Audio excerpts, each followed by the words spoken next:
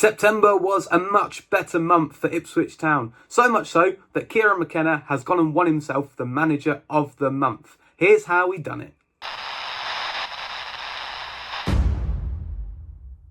Hello everyone, welcome back to the channel. My name is Harvey Bell. Delighted to have your company over the next few minutes as we talk about all things Ipswich Town and Kieran McKenna winning the Manager of the Month. As you can see in the top left hand corner, my subscribers are somewhere around 1,100. When I asked you to subscribe to the channel in the last video, you duly did, and I really appreciate all the new support. But we're on the road to 1,500 subscribers, so if you are new to the channel and you want to subscribe, that would be greatly appreciated. Also, whilst you're there, if you want to tell me in the comments who your Ipswich Town Player of the Month for September is, that would also be greatly appreciated. I have a feeling I know who's going to win that one. We'll talk Kieran McKenna in just a moment, but first I just want to touch on Jaden Philogene, who was nominated for the Sky Bet Championship Player of the Month, and he didn't win it. I thought it was worth acknowledging here because I think there'll be some disgruntled Ipswich Town fans, and I'm a little bit disgruntled, to be honest with you, because I would have thought that Philogene deserved to win it. He's obviously had a really good month, scoring so many goals. 4 at Portman Road in September, which is just really impressive, especially for a player that was so far out of form at the back end of last season. He seems to have started this season really well and seems really confident. He lost out to Ollie McBurney at Hull City, who was a free transfer for Hull City. And I don't really have too many arguments with that because McBurney has been scoring for fun and has proved to be a really good signing for the Tigers. He's a good player at this level, and it doesn't surprise me that he's scoring goals for them. Hull obviously don't necessarily have all of the players that Ipswich Town do, and are maybe not quite as good of a side, so maybe it is quite impressive that he's scoring, certainly in the rich vein of form that he's in. And yeah, I can sort of see why he's won that award, to be honest with you. A little bit sad for Jaden Philogene, but fair play to Ollie McBurney. Kieran McKenna then, Manager of the Month. It's no surprise to see why. We're going to use this as a little bit of an excuse to have a look back at the 3 games that Ipswich Town played in September. 7 points from 9, and we start with Ipswich Town versus Sheffield United. Okay, a 5-0 win at Portman Road then, and this one was very impressive, wasn't it? Obviously, Jaden Philogene getting his hat-trick in this one, 3 really good goals. Jack Clark and George Hurst adding themselves to the score sheet as well, in what was a very dominant Ipswich Town performance against, at a time, a struggling Sheffield United side. And I have to say they are still struggling, but they were managed then by Ruben Sellers. It proved to be his final game. He was sacked the day after due to the fact that obviously they'd had a bad start to the season and Ipswich Town very much compiled their misery. But yeah, overall, Ipswich Town played so well in this game, and it was a performance that was really needed because we hadn't won yet in the season at that stage. There'd been a couple of shaky draws against Derby, against Birmingham. We'd lost at Preston, and there was a little bit of a bad feeling around Portman Road at the time.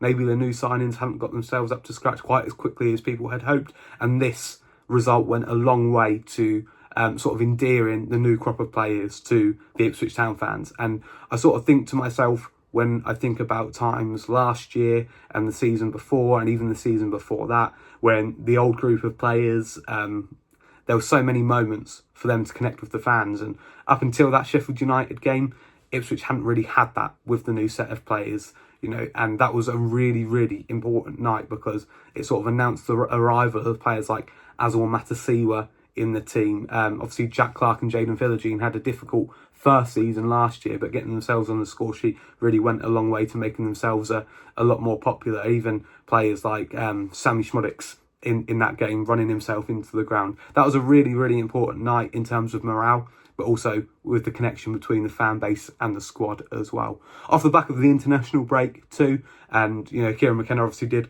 a fantastic job in and within that international break because so many players going away on international duty, but whoever he had back with him, he obviously did a really good job with, because as soon as we came back into playing football again, we dispatched of what on paper is a really strong Sheffield United side, albeit, yes, they're not performing as well as they could be right now. Okay, so we'll talk about the curtailed Blackburn game, Portsmouth and Bristol City in just a moment. But first, it's time for this.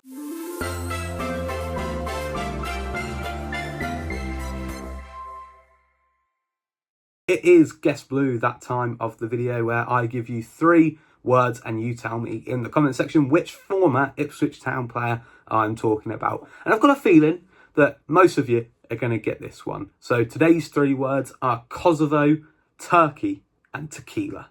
Kosovo, Turkey and tequila. Those are your 3 words. Tell me in the comment section which former Ipswich Town player I'm talking about.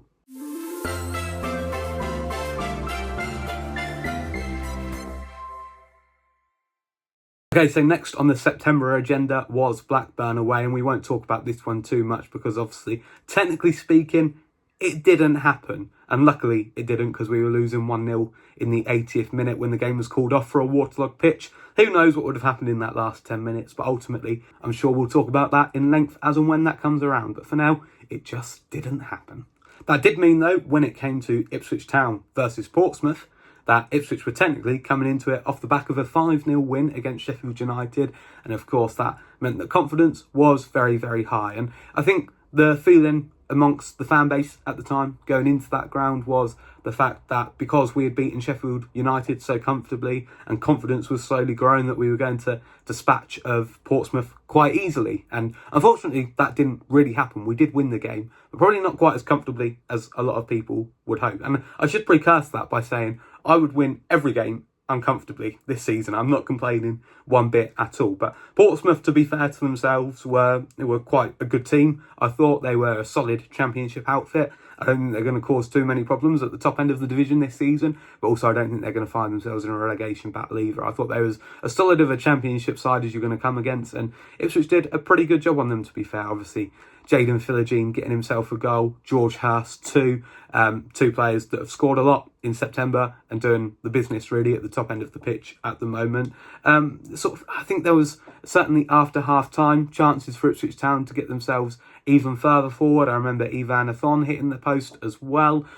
This was a largely dominant performance from Ipswich Town, but without creating too much. And there was a little bit of frustration certainly in that second half, probably amongst the crowd, that we weren't necessarily making those chances to fully kill the game off. But I think at 2-0, sort of at home, you are relatively comfortable in the game anyway. And at least we were for most of the game, up until we conceded a corner in sort of the second to last minute of stoppage time, making for a somewhat nervy final 60 seconds of the game. I mean, that was frustrating to concede in that nature. It has to be said, it's not the first time we've conceded a corner this year. It definitely seems to be something that we are struggling with, and something that I'm sure in this international break that we're in now, Kieran McKenna and Mark Hudson will be working together to try and sort of overcome. We have scored from corners. We saw it in Norwich, which I know is October.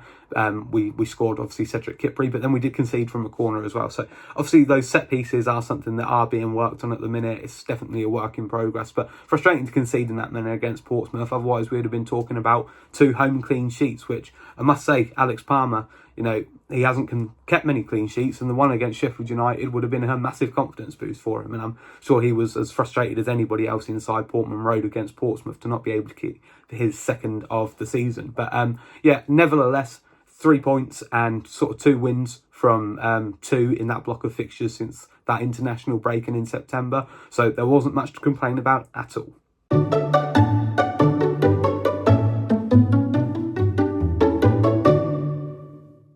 That takes us to Ipswich Town away at Bristol City then. Bristol City, under new management, Gerard Struber, at the time had been playing very, very well, had themselves as high as 4th in the division. We never really spoke about this one much in length on the channel, but I thought that this was a really, really good point on the road. We conceded again from a set piece, as we've spoken about when we were talking about the Portsmouth game. Not ideal in any circumstances. Ultimately, it was really hard to get back into the game from that point. There were so many changes on this night as well, with a view to perhaps the East Anglian derby on the Sunday. We had Ivan Athon come in for his first start. Chuba Akpom played. Jack Clark was in for Jaden Philogene.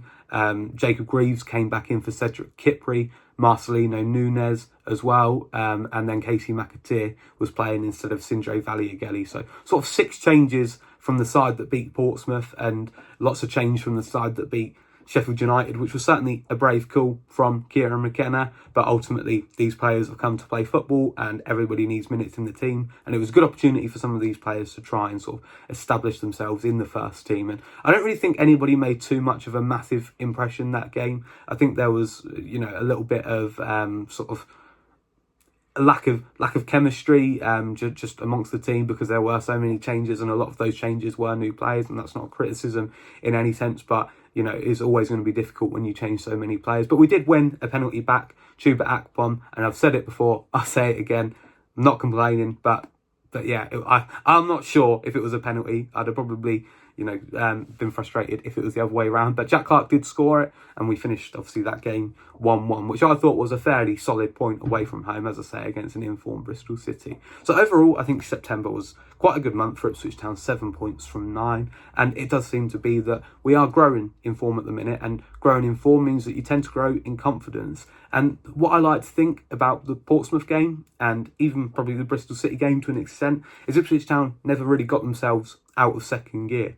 And that's really good, because we won that game against Portsmouth and put in a really solid display against Bristol City without showing the best of ourselves. I think there's still so much more to come from this Ipswich Town side as soon as we sort of get out of this international break and the more games we get into them, because there's so much talent amongst this Ipswich Town squad, and we're starting to see glimpses of that, which is really, really exciting. And September definitely showed us a more positive side of Ipswich Town, more so than the one that we saw in August. And I think Ipswich Town fans will be largely happy with what they saw last month, and I'm sure they'll definitely be happy with how we started October as well. So we'll see how October goes. I'm sure we'll sit here and discuss it a lot, but as I say, let me know down in the comments as well who your Ipswich Town player of the month was for September. And other than that, I'll say thank you very much for watching, and keep on keeping on.